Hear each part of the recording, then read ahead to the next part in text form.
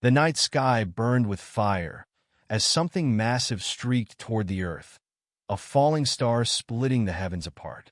It crashed deep into the Pacific Northwest, sending shockwaves through the forest, shaking birds from the trees, silencing the night. In a small cabin a few miles away, Mark Reynolds put down his coffee as the tremor rattled the windows. "Did you feel that?" Julia asked, setting her book aside. Lily, their 8-year-old daughter, ran to the door. "A shooting star," she cried. "It landed close." Mark hesitated. He had spent years as a park ranger, and nothing about this felt right. But curiosity gnawed at him.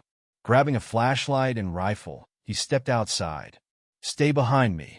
The trees were still, the air thick with the scent of scorched earth. As they neared the impact site, they found a crater steaming in the cold night air. At its center, something breathed. It was a massive canine, unlike anything from Earth. Its fur, black as deep space, rippled unnaturally. Its ribs jutted out, its breath ragged. Greenish blood seeped from its side. It growled weakly, eyes glowing in eerie silver as it tried to rise, then collapsed again. Mark raised his rifle. "We should go." Lily stepped forward before he could stop her. "No." He's scared. The creature did not lunge, did not snarl. It only watched her with tired, intelligent eyes. It had been discarded, abandoned in its weakest moment. Mark sighed. "God help us." They brought it home, half expecting it to die before morning. But it lived. It healed. And in time, it became part of the family. Julia nursed its wounds, though its body seemed to heal unnaturally fast. Lily named it Midnight. In the beginning, it was wary, never sleeping, always watching. But as the days passed, something changed. Midnight was learning. It followed commands without being taught, understood words beyond simple cues. It watched over Lily as she played outside, standing between her and the darkness of the forest. It never left her side. Mark had owned dogs before, but this was no dog. Midnight moved too silently, reacted too quickly. Its senses were beyond anything natural. And yet, it stayed, choosing to remain with them. But something strange was happening. Midnight was not alone. Wolves and strays in the area began to follow him. They watched him, learned from him. And then they began to change. The pups that were born were different, larger, smarter, loyal beyond measure. Something about Midnight's presence, his bloodline, was shifting them into something new. And then the sky burned again. Mark woke in the middle of the night to the low, guttural growl of midnight. Outside, something moved. The hum of alien machinery vibrated through the trees, flickering shadows against the moonlight. He reached for his rifle. Midnight was already on its feet, its fur bristling. Figures stepped from the darkness. Tall, insectoid beings in metallic armor. They scanned the ground with glowing devices, their clicking language cutting through the night air. "Human creatures," one of them hissed. "You have taken what is not yours." Mark stepped onto the porch, his heart pounding. "You're trespassing." "The beast is ours," the creature said, motioning toward Midnight. "It was cast to this world to die. That is protocol." Mark clenched his jaw. "He's not yours anymore." The aliens moved, but before they could take another step, the first howl cut through the night. It came from the trees, from the hills, from the shadows all around. The aliens turned confused. Their scanners flickered wildly. More howls. And then, glowing eyes blinked to life in the darkness. Midnight was not alone. His offspring, his pack, had come. The aliens raised their weapons. Midnight bared his teeth. And then, the war began. The first shot rang through the night, a crackling pulse of violet energy searing the air. But before it could hit its target, Midnight moved, faster than any earthly creature should. He lunged, jaws clamping down on the alien's arm, crushing metal and chitin alike. The Xerexian screeched, its second arm flailing to pry the beast off. The pack surged from the trees. Shadows became shapes, and shapes became fury. Midnight's offspring, his legacy, descended upon the invaders. The aliens fired wildly, but they were not hunters here. They were prey. Mark pulled Lily behind him as Julia grabbed a hunting knife from the cabin's shelf. They watched in awe, frozen between fear and admiration, as the creatures that had once been ordinary dogs fought with supernatural precision. A Xerexian swung its rifle toward the house. Mark fired first. His bullet slammed into its chest, staggering it, but it did not fall. Midnight did. The massive hound tore into its throat before it could cry out. Another alien tried to flee, but Midnight's pack ran faster. They moved like one mind, surrounding it, cutting off every escape route. The hunter ship in the distance flared to life, its engines igniting. The last Xerexian hissed something into a wrist device, and the sky roared as the ship's weapons powered up. A bright, burning light consumed the treetops. They were going to level the forest. Mark grabbed Lily and ran. Julia followed, but Midnight turned toward the ship. He sprinted. Mark had never seen anything move like that, not even in his years of watching wolves chase down prey. Midnight leaped as the ship began to ascend, landing against its hull with a thunderous impact. Claws that should not have been able to pierce metal did. And then he tore his way inside. The ship lurched violently in the air. Screams echoed from within. Then silence. For a moment, everything was still. The ship hovered above them, its weapons dead, its engines flickering. And then it fell. The crash shook the world. Trees snapped like twigs. Fire bloomed, embers rising into the night. Silence. Mark held his breath. He scanned the wreckage, searching, praying. Then movement. Midnight emerged from the flames, his fur scorched, his body bleeding. He staggered, but he was alive. Lily ran to him, throwing her arms around his massive frame. His heavy breath slowed, and despite everything, he wagged his tail. The remaining pack members padded forward, eyes reflecting the firelight. They gathered around their leader, licking his wounds, nuzzling against him. They had won. The Xerexians would not return. Not after this. But the world had changed. Midnight and his offspring were no longer just animals. They were something more, something new. The Reynolds family knew this was only the beginning. And in the darkness, beyond the stars, others were watching. Word of the battle spread, though not through the voices of men. It was carried by the wind, whispered among the wolves, sung through the howls that traveled from mountaintop to valley. Something had changed. The pack had evolved beyond what nature intended, and now the world itself seemed to recognize them. Midnight's wounds healed faster than before. His fur, once black, now carried streaks of shimmering silver, as if the fire from the ship had burned something ancient and dormant into existence. His eyes, already intelligent, now gleamed with something more. Mark watched him closely in the weeks that followed. Midnight was different now. He wasn't just a protector.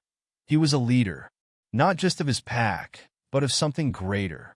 The strays of nearby towns began arriving, one by one. Not lost, not scared, but called.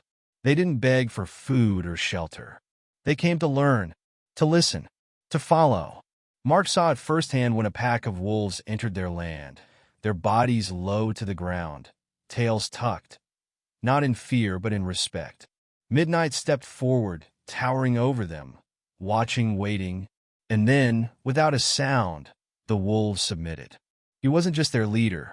He was becoming their king. But the true test came when the next ship arrived.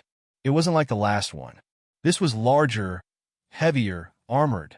The Xerexians had learned from their mistake. They weren't here to hunt a single hound. They were here to cleanse the planet. The night was quiet when it came. Too quiet. Midnight was the first to rise. He stood on the ridge, overlooking the forest, his ears twitching, his breath slow. The air felt wrong. Mark stepped out onto the porch, rifle in hand. They're back. Julia, already awake, gripped his arm. What do we do? He exhaled. We fight. The first beam of energy struck the treetops, igniting them instantly. A firestorm erupted, the glow spreading like a second sunrise. The ship descended lower, its metal hull reflecting the flickering orange. And then midnight howled. It was deeper than before, longer, carrying something primal, ancient, unshakable. The forest answered. From the hills, from the rivers, from the forgotten corners of the land, they came. Dogs, wolves, strays, beasts that had no name.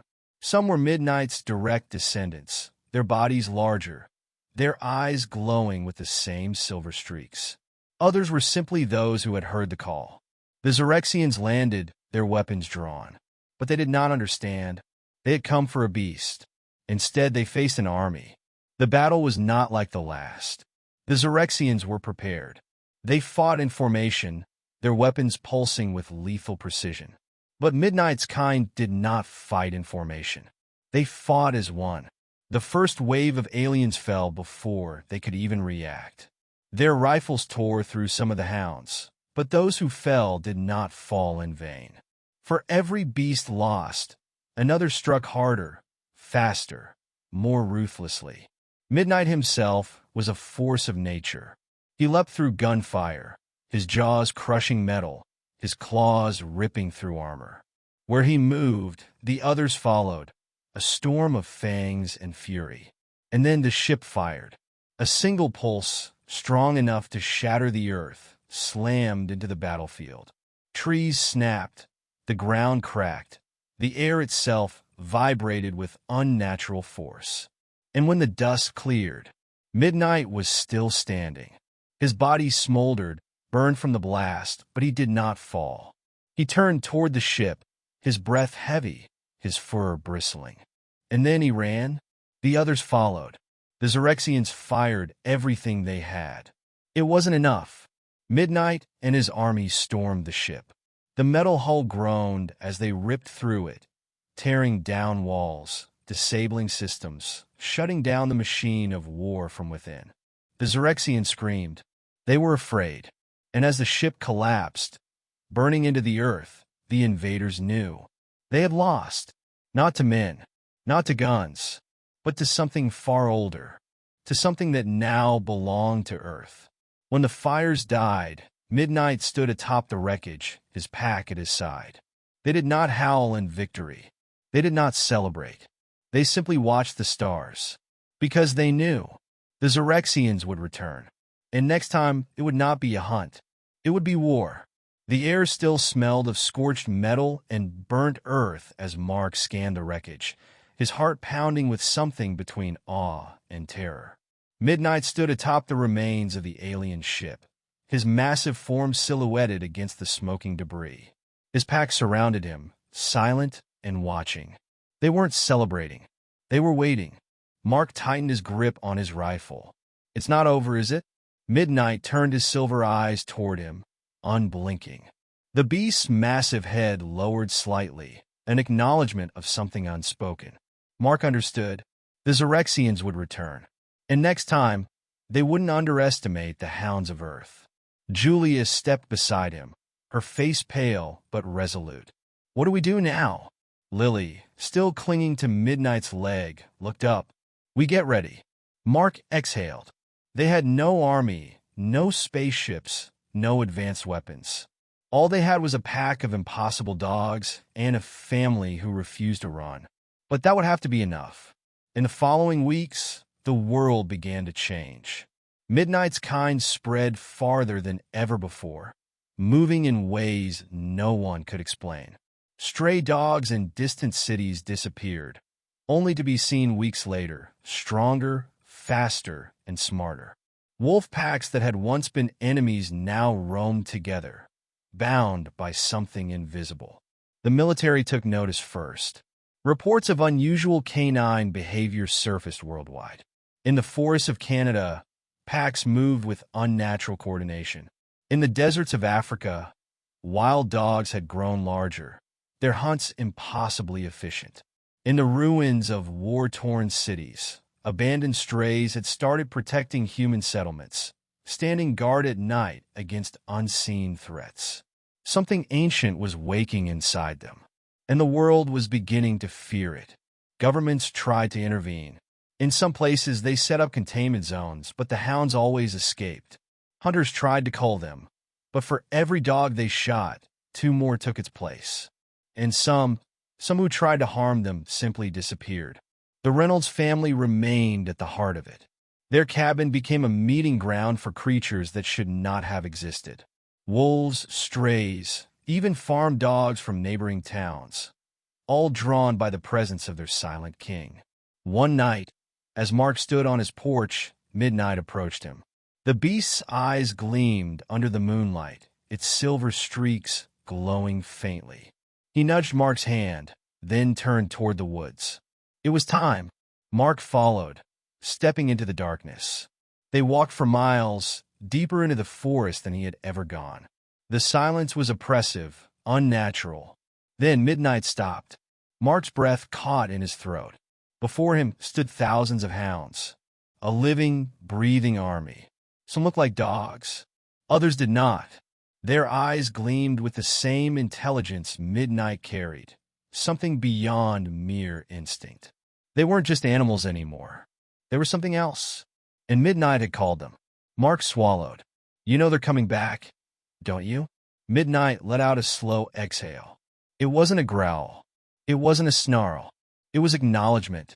The Xerexians were watching. They wouldn't send another hunting party. Next time, they'd send an army. Mark looked over the sea of waiting eyes at the thousands of creatures who had once been abandoned, forgotten, thrown away like trash. But Earth had taken them in, loved them, and in return, they had become something greater. Mark clenched his fists. Then we'll be ready. Midnight lifted his head and howled.